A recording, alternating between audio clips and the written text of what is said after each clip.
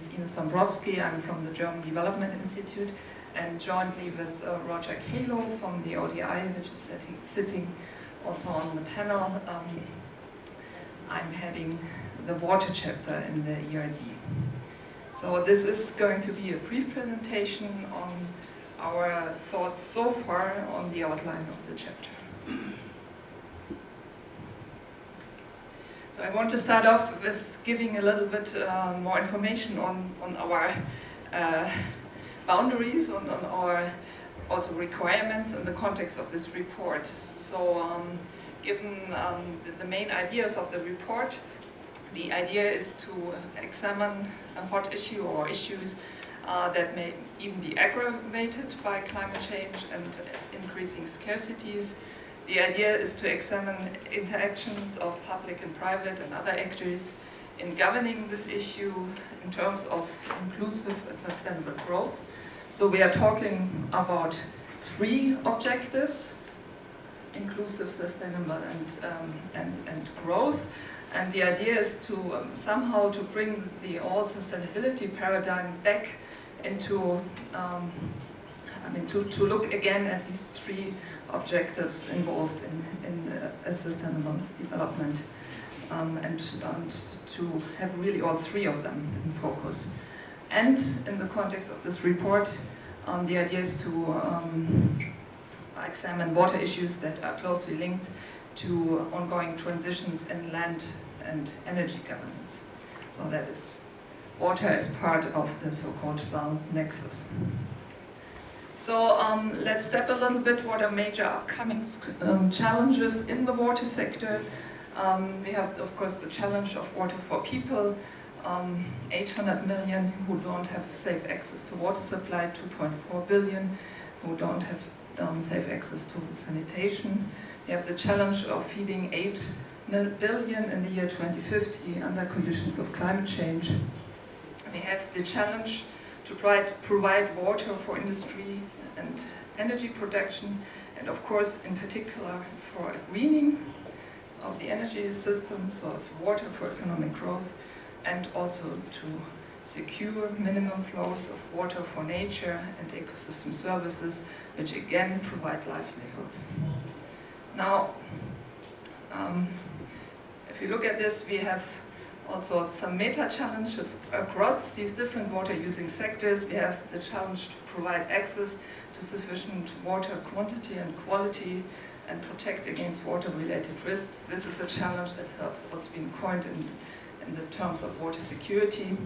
The challenge of allocating partly scarce water resources among competing demands, and of enhancing water productivity in various uses. So that is these meta-challenges we try to put into the focus of this chapter. We assume that many of these challenges will be aggravated by rising demands and also by climate change. So this is an attempt to put in a qualitative way some of the effects of different drivers we are expecting to have. I'm not going to go through this in any detail, but of course in terms of climate change, probably the most important challenge is increased variability, but in some water scarce regions there might also be less rain, more rain than others. Climate change also implies certain policies that might affect water uses, for instance, renewable energy policies.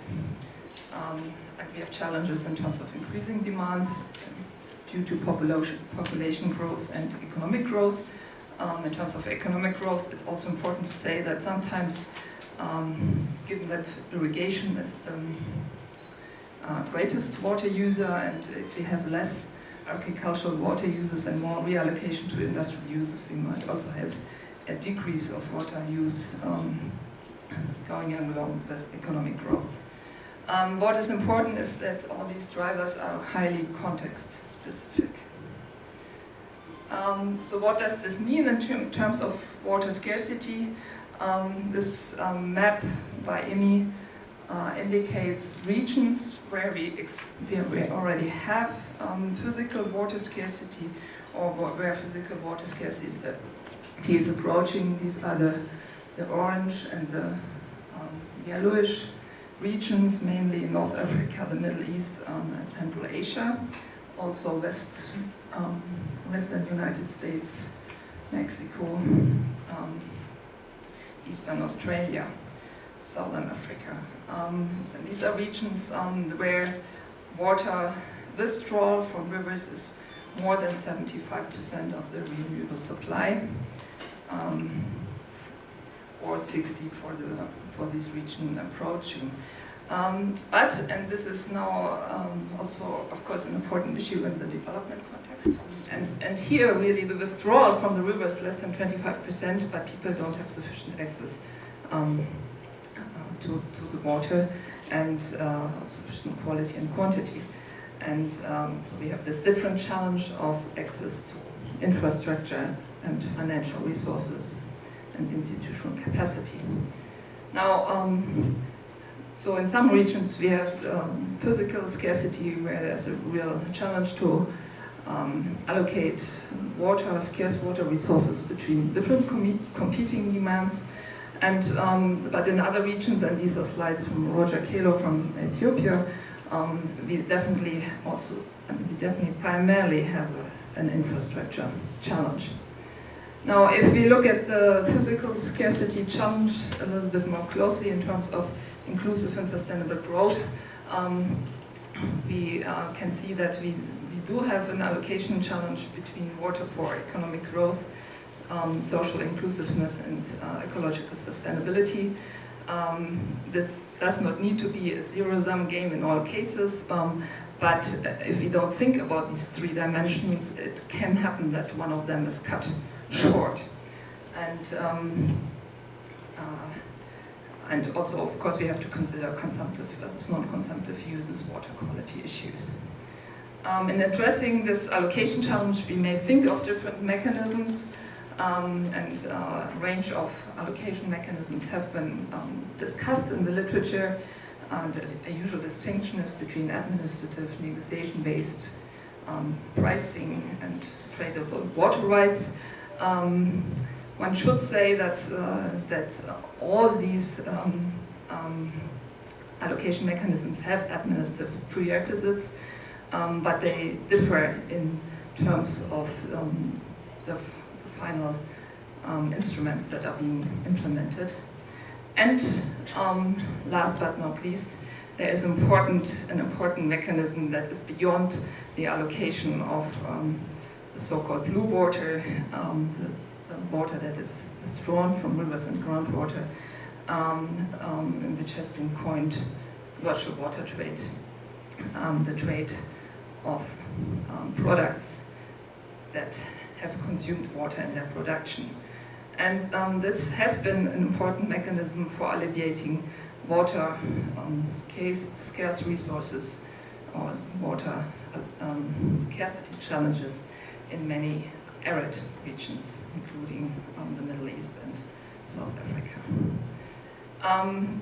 If we look at these in terms of ISG, we can identify different evaluation criteria and could have a closer look how these perform against these different criteria in different settings.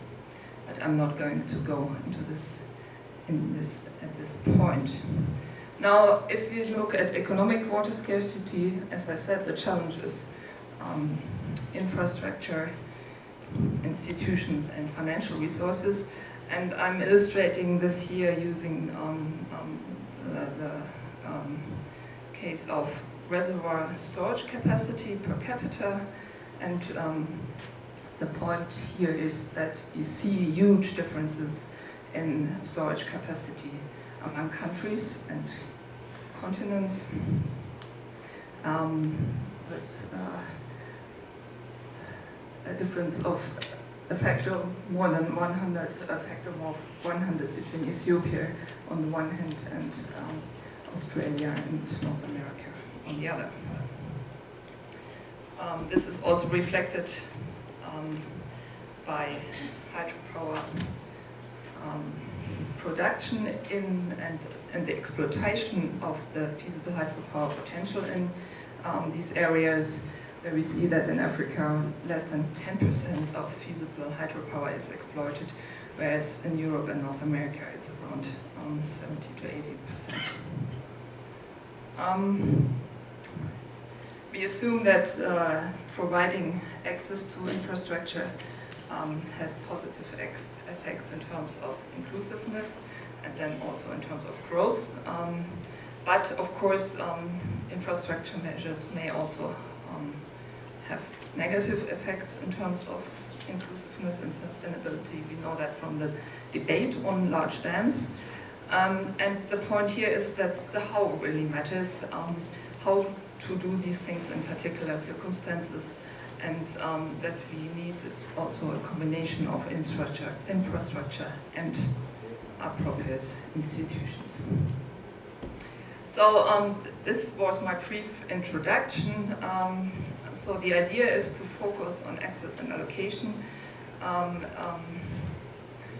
The hypothesis is that managing physical and economic water scarcity for inclusive and sustainable growth will require more efficient and equitable allocation of the resources itself, as well as finance and infrastructure, which facilitates access.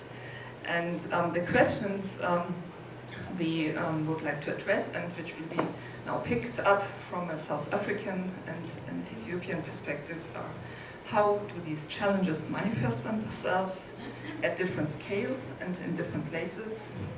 What are responses to the allocation and access challenges, and do alternative responses, and how do alternative responses perform in terms of ISG? I mean, to the extent that we can say something about this, and what are the roles and the interests of the various actors involved in this. And with that, I thank you for your attention.